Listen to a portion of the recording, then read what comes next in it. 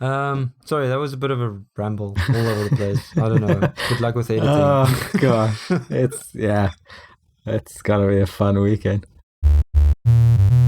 We should probably do the follow-up from last episode. Yeah. Curious listeners will have seen that there was no link to a RPM Coda doc, which you've apparently built. Want to tell us more? Yeah, so that's still coming soon, which maybe turned into coming later. And I think people might have started wondering maybe it's never coming. Yeah. The fact that we've so late with this episode as well, like scheduling was crazy, life was crazy, everything was crazy. It was very difficult. I really tried to make time for it. But it's not done, but it's at a point now where I'm happy to kind of share it. Nice. And then I'd like to get some feedback and, see if people have some input or different ways they want to use it. Kind of get it tested out. Do you want to take a quick look, or I don't know? Yeah, I'm clicking on it now. I've never looked at it. Oh, okay. Yeah, there's a lot going on here. Yeah, so I mean, a lot of this, I'm not going to go into detail. Future Jacob here. So, Daniel did end up going into detail, so much so that I had to cut most of it. If you would like to hear Daniel go into excruciating detail about his new RPM doc, there's a link in the show notes. Let's get into the rest of the episode. The most important thing, is this document useful for your RPM system? So, yes, right. But I keep tinkering with the freaking doc instead of using it, because every time I come to it, then I fill stuff out and then I start using it. I chunk my stuff and then I start filling out the purpose, and then I'm like, oh, what would be cool if I do this? And then I go and I tinker with the doc, and then an hour goes by and I added something, and then maybe I break the doc, and I was like, oh crap, I really need to get into some actual work now. Oh yeah. So then I need to come back to it later again, and then I come back later to it, and it's still broken. I haven't had time to fix it. So now I can't use it because it's not in a good state right now. And then I can see, yeah. Overwhelm. Okay. That is what it is. You seem to be having a lot of overwhelm at the moment. I have too many things going on right now. I am drowning a bit, and I would like to know if you have tips for dealing with it. Because I don't know how I'm going to get to everything that I need to get to. The system is amazing to get to everything that I need to get to, but my doc keeps breaking because I keep tinkering with it. Well, I would say stop tinkering with the doc. It's a good start. Yeah, maybe that's a good time. Yeah, there we go. That's the end of the show. Cheers. Thanks for listening. No, I just saw that you wanted to talk about tips for dealing with overwhelm. Listeners might not, listeners definitely don't know that I also am apparently human and get overwhelmed and overworked at certain points. It doesn't happen very often to me, but it did happen a couple of weeks ago. And I remember messaging you and a couple of other people who I have commitments to in your RPM language that I'm going to be basically unreachable for the next foreseeable future. What I did is I pretty much pressed the big red emergency button, which is put there specifically to prevent burnout. So I enacted it, and what it does is it puts me in vacation mode where I turn off all my personal goals and time tracking, whatever, and do whatever you want. All of that's gone. It's just, I'm a normal human being. After work, I go home and I watch TV and whatever, right? I don't plan or force myself to do anything. I don't specifically work on stuff unless I actually want to. And it was very strange. My holiday mode lasted for 2 weeks. The first week was very holiday mode where I went home and literally didn't do a thing except watch Netflix. And then I sort of got bored of it. I started getting ideas about cool things I want to build, which I haven't done in a while. Pretty much this whole year, I haven't really built anything big for myself. It's mostly been other projects with other people. Mm-hmm. I started getting some cool ideas, started brainstorming them and actually doing designs and that kind of thing for it, which was really interesting. And then by the end of the second week, I'm like, okay, this holiday is ridiculous now. I want to get back to work. I feel like I'm wasting time again. So it's good to know that it took me 2 weeks to recharge my batteries from being overworked. That was very interesting. I try to think of the main things I did, number one is reduce self-stress, right? Okay. Because we, specifically me and you, we're very good at pushing ourselves pretty far. Yeah. And I think it's good now and again to just not, just don't. Sleep in if you wake up and you feel tired. If you're holiday mode, sleep in a little. It's fine. No one cares. Yeah. You make the rules. Schedule some time to do nothing, not even watch shows or whatever. Like pretty much meditate without trying to meditate. Do nothing. Go for a walk. It's always a good one. And then one of the important ones for me was reanalyze where I can reduce friction in my life so that even small wins add up. Because usually I have periods where I look at friction. It's when I feel very annoyed or when I move flats. Like when I move into a new place, that's always in my life a big time where I look at everything and change things up. That holiday mode made me realize a couple of things, and I changed very small things here and there, and it actually is still paying off. So that's good. And then probably the most important one, get drunk, go see a show, and buy the thing you wanted. Nice. Treat yourself a I little. like that. I think I'll do that.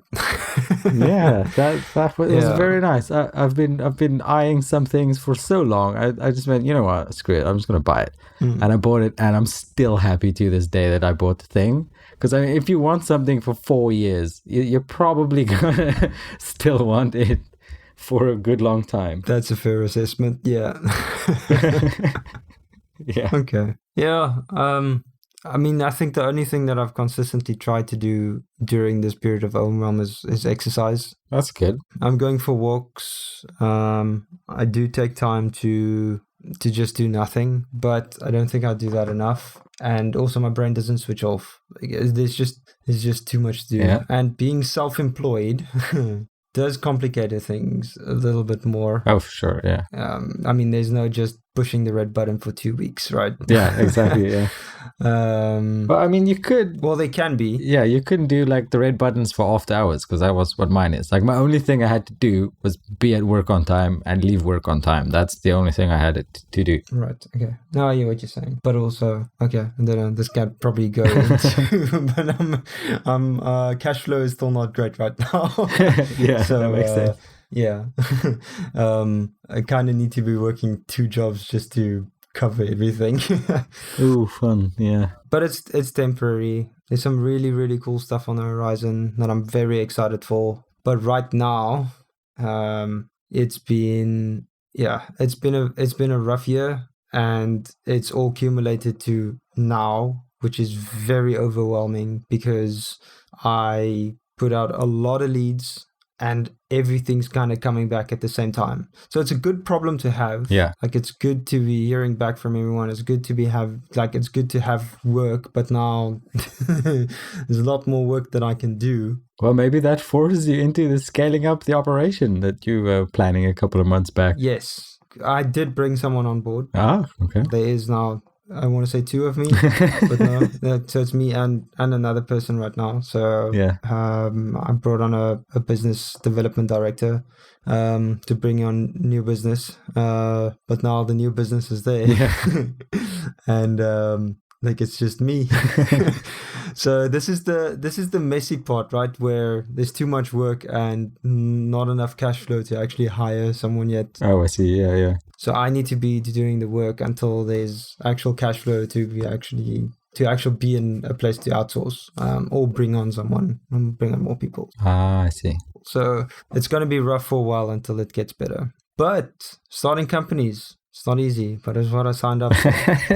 It is what you signed up for, yeah. So I need to push through. I mean, yeah, I guess sometimes life's hard and you just got to do the thing, right? Yeah, I'm excited though. I'm really excited. It's just all of the unknowns and like just focusing on getting out the next thing.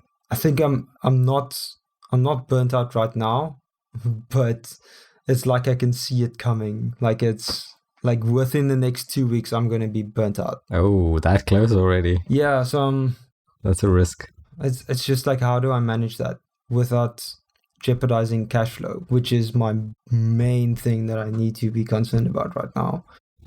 Yeah, I don't have the answers, but on next episode. Yeah. I've got Instagram again. Okay. All right. What made you go back to the grams? I don't know. No more Facebook means I have no clue what people are doing that I actually know and care about. Okay. So I thought, you know what? Well, actually, I was going through one of my hard drives looking for music, and I found a folder with a whole bunch of pictures I took that were already edited and signed to be posted. But I completely forgot about the folder, so I never posted it. Okay. So I thought, as an experiment, I would post them on Instagram and see what happens. But before I did that, I pretty much flipped my Instagram to be 180 degrees, to be completely different. Like, it's not trying to brand anything, to sell anything. I took the link down for the podcast even. It's just my own website now. If people really care, whatever. I made the account private because I don't care. I don't use hashtags anymore, and I mostly post stories because why not? And it's actually been interesting so far. It's strangely very easy to manage now that I haven't used it for so long. Like, it's not something I think about even. I forget about it most days. I checked my screen time earlier, and it's like 16, 17 minutes usage a day. So that's completely fine. It's time I don't feel I waste on anything. Yeah, man, that's acceptable. So it's good. It's interesting. I'm having good chats with friends. It's nice. That sounds like it's really adding value to your life right now. And Exactly, yeah. 16 minutes a day, that's really not bad. Like, that's a win, I think. I'm very surprised. So I'm keeping an eye on the usage. If it gets too bad, I'll just delete it again. It's fine. I'm not too attached. Yeah, as one does. I've uninstalled and reinstalled Twitter so many times on my phone again. But I realized that I stopped tweeting, and then I was just browsing, and then I deleted it. Yeah. I was like, screw this. Yeah. Like, if I'm going to have Twitter on my phone, I'm going to use it for posting. And then I didn't really have anything to post for a while. I was like, because my side projects I haven't had time for them. Yeah. So I was just like, okay, screw Twitter, uninstall. So at the moment, it's still off. So I don't know what's going on the Twitters. I'll have to go check probably at some point. But yeah, I'm completely off social media. I think the only thing that I kind of check right now is LinkedIn, but that's for business. Oh, so yeah. It doesn't count. Yeah. Yeah, well, you got lots going on, so you can focus on that things first, then social media later. Yeah. No, social media is taking a backseat for now. Like, I have no time for it right now. Speaking of, I don't know how to segue. I don't know. Segue. We should get the sound of like a Segway riding. Just like... Yeah, cool. Okay, that'll go here. And it's sort of appropriate. I've been reading a book called The Black Swan, The Impact of the Highly Improbable by Nassim Nicholas Taleb, I assume is how you pronounce that. That name sounds familiar. I haven't read the book, but I've heard of the name. Yeah, he's one of the thinkers of our age. Okay. I'm not that far into the book, but it's one of those where you start reading it and you read like 10 pages and it has you thinking for 2 hours straight before you can read further. Oh, wow. So I'm enjoying it immensely, but I just wanted to sort of mention this as part of what could be the Observation Club. One of the things in the first chapters, I don't even know how he got me to think about it, but it's pretty much a series of events, and if you trace it backwards to see how it started, because it's a really interesting thing. So what I did is I traced back everyone I know to who I met them through, right? So I know you, I met you through a friend, I met him through a dude I lived in the same building. So you do that, you follow the steps back, right? Okay. And do that as far as you can remember for all of the important people in your life. Right. Dude, it is astonishing. It's like the weirdest thing. Pretty much as far as I can go back is a kid I was in preschool, nursery school, whatever. That's the first connection I can remember. And just looking at that tree is like, this is a series of very improbable events that got me to do this thing. Oh, wow, dude. Did you really get that far back? Yeah. Jeez. Okay, I'm going to have to try that. You can take big jumps. Just go, did we meet at an event? Why did I go to that event? No, this person told me about it or something like that, right? To see how far you can go. Okay. It's not all of them are super related. That's very cool. I might have to give that a go. The reason Nassim Nicholas Taleb sounds familiar is because he wrote Fooled by Randomness, which I do know. Ah, okay. It's on my list to read, so I haven't read it yet. We can both read it at some point. Maybe we could discuss it. But you'll probably get to it before I do, because I won't have that much time for it. That's something I can maybe work in, though. Like 30 minutes of reading. Oh, yeah. Yeah. Yes. It's still my favorite thing. And it's the first thing that came back even while I was on holiday mode. I'm like, I'm going to track this time. But I actually turned off the API server for my like goal tracking. I turned it off. So it's like no pressure is allowed, but I'm still going to track it because it's like 2 buttons and it's so easy to do on the iPad. I can't not do that. Yeah. But yeah, reading's fun. Reading is a lot of fun. Because that's one of the habits that I dropped again. Like, I'm always picking up and dropping habits all over the place. It's a pick one adventure game. Yeah, one at a time. I'm picking up the fitness thing now, so I'm probably going to lose reading then. Damn it. Yeah. Well, talking about fitness, we're actually on Observation Club still, right? It doesn't matter. We're just talking. We forgot how to do this, remember? Yeah, and I don't actually have anything for Observation Club again. Okay, we're back in the swing of it, right? Yeah. I've really tried. I've been watching a lot of Robin Sharma stuff in the mornings, like before getting to work. Just these mastery videos, whatever, and really tried to get something out of that I could use for Observation Club, but like. Maybe it's because I've watched most of it already. Like nothing really jumped to me, and it's all just I don't know. I guess like my brain is a bit mush at the moment. Like everything is. I've got one focus, and that's cash flow. So that is the only thing that my mind is on right now. It's do work, get paid. Pay bills. Yeah. Well. Yeah. So that's the interesting thing to note. That's the only thing you're thinking about, because that's money for you, right? Yeah. My real observation club and the thing I'm paying attention to these days is again certain types of words I use. And it was actually in a meeting with someone at the company here who I spoke about who also is paying attention to certain words, and he wants to stop using gendered words for certain things. Right. Like we say, we'll go out with the guys, but it doesn't necessarily have to be guys. It could be girls as well, right? Like that kind of thing. Mm-hmm. So he's paying attention to not using gender-specific words for stuff. And I realized, I also do that. So I started paying attention to that. And then somewhere along the line, I read a thing which is like, it's not good to use the word just because it belittles stuff if it's something that someone else has to do. Because I can tell you, can you quickly help me here? You just have to do this. It's like, no, well, I don't know how difficult it is for you to do this thing. I shouldn't underestimate it. Maybe it's not as easy as I think it is, because I don't always have all the answers, right?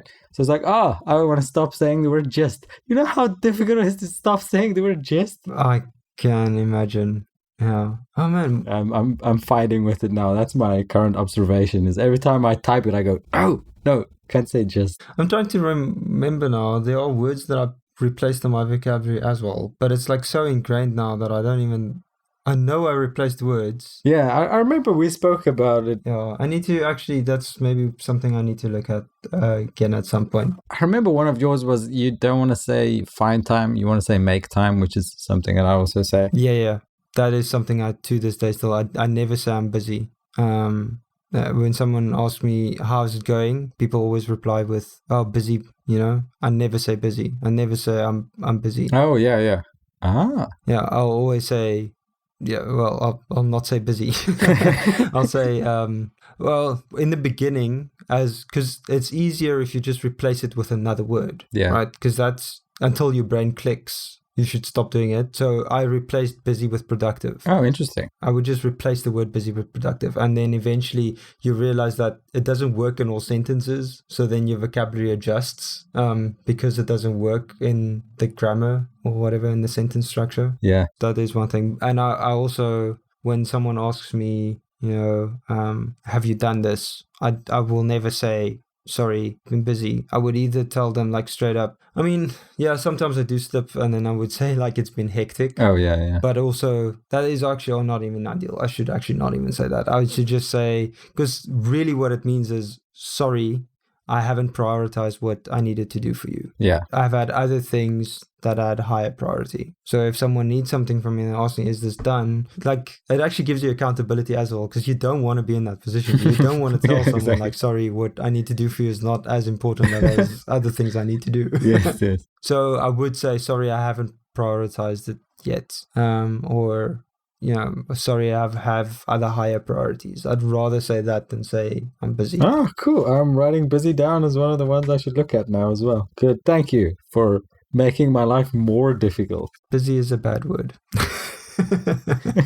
It's an easy cop out, and it becomes a crutch to just say you're busy. That's fair, yeah. And then that escalates into doing busy time, which is not productive. I guess that's kind of observation club. I got in there with something again. Yeah. Sneaking in with an answer. That's great. We did talk about asking the right questions last time. Yeah. I actually do want to mention this guy's blog because I think he's doing some really cool stuff. He only started blogging recently. It's his name is Marty. I hope I'm pronouncing that correctly. Marty Timbo. So he wrote a post a while ago called "If You Can't Find What You're Looking For, Clean Up." I don't know if I sent that to you.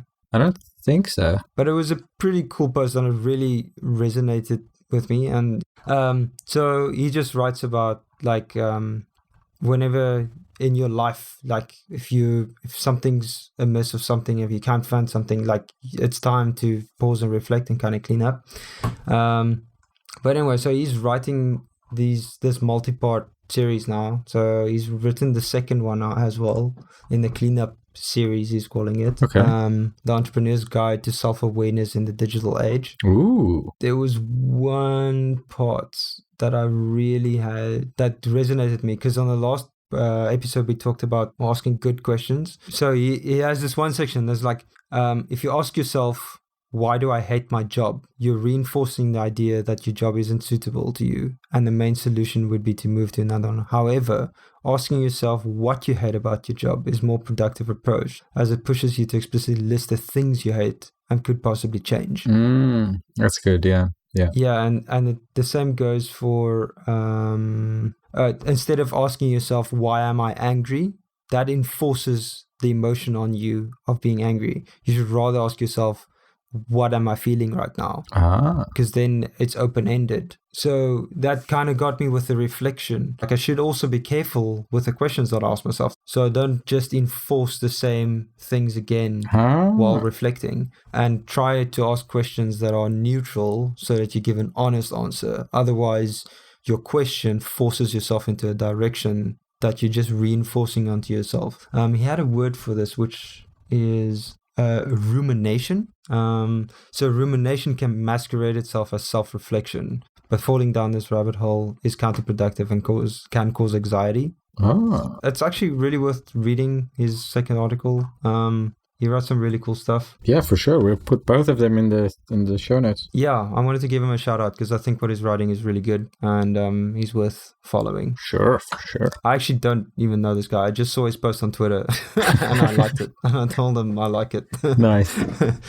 I guess that's kind of my observation club then as well. Don't just ask good questions, ask amazing questions. I don't know. Sure, yeah, you can have two of them, fine. Do we still have time for a quick health club check-in? Yeah, sure, why not? I mean, yeah, how's health club going for you? Pretty deep into the running club situation again, but I am forcing myself to run much slower than I usually do, so I don't just injure myself in 2 weeks like I usually do. Right. Yeah, it's a lot of fun doing running like 4 times a week, and then Tuesday, Thursday, I might go to the gym. I did go Tuesday. I might go Thursday. We'll see. Not too much pressure on the gym because I'm still slightly holiday mode about it. But it's working kind of well because I just go. That's weird. I don't want to touch anything. I'm scared I break it. How's your health club going? Yeah, so kind of stopped with the gym strength training for a bit just because things are very hectic right now. So just running right now because I literally in the morning just get dressed in my running clothes, and somewhere during the day I'll go for a run. Oh, nice. So there's like no friction. Yeah. There's like zero friction to go for a run. It's literally whether I'm at the house or whether I'm at. So I also have an office set up at a friend's place. So I've got like 2 offices at the moment, which I alternate between. Or I say friend, but it's actually my business partner. Which is the same thing. We're friends and business partners. We'll see how that goes. So I got 2 offices set up right now. So if I'm there, I'll just, and he's also keen for a run. I'll go run with him. And if I'm here at my office where I'm recording now, then I'll just go for a run from here. Like it's literally, I'm always in my running gear and just ready to go for a run. It really works. I'm just imagining you in your running gear right now. Okay, no, I'm not in my running gear right now. No, we know you are. We know you are. Yeah, so that works. It just completely reduces the friction for going for a run. So I just run out the door if I need to go for a run. Because it literally, like, there's no, like, I don't even want to know what I want to say. Nice. I'm just rambling right now. That's cool. Words, sentences, capital letters, lowercase. There we go.